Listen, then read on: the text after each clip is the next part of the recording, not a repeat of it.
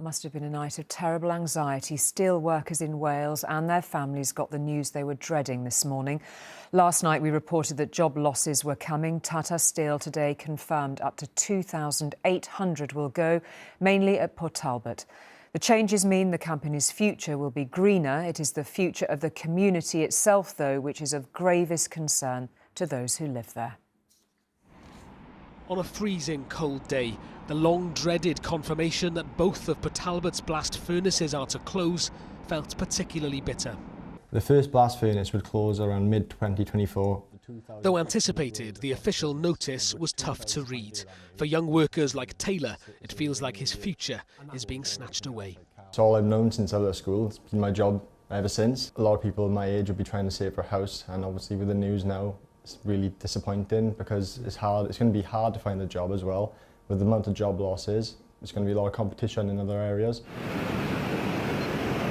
The unions had proposed keeping one blast furnace open during the transition to greener technology, which would also protect jobs. But Tata Steel says the costs would be simply unaffordable.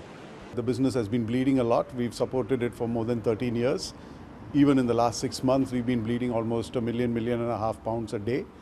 As well as the jobs lost directly at the plant, there's grave concern in the wider supply chain. It's claimed the steelworks supports up to 10,000 other full-time jobs. So many of the steelworkers we've spoken with have explained to us that steel is part of Port Talbot's DNA. But of course it's about money too. One recent study estimated that through direct and indirect employment, the steelworks put £200 million every year into the local economy just in salaries. Tata's new electric arc furnace will not be able to produce steel from scratch, and Labour says it's committed to keeping at least one blast furnace open into the 2030s for a smoother transition. Now, I accept that would require more investment for the UK government, but actually my Labour colleagues are prepared to invest in that. But the Prime Minister says the government has saved thousands of jobs.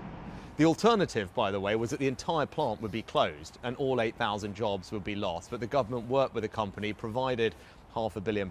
The company is investing more money in order to safeguard thousands of jobs.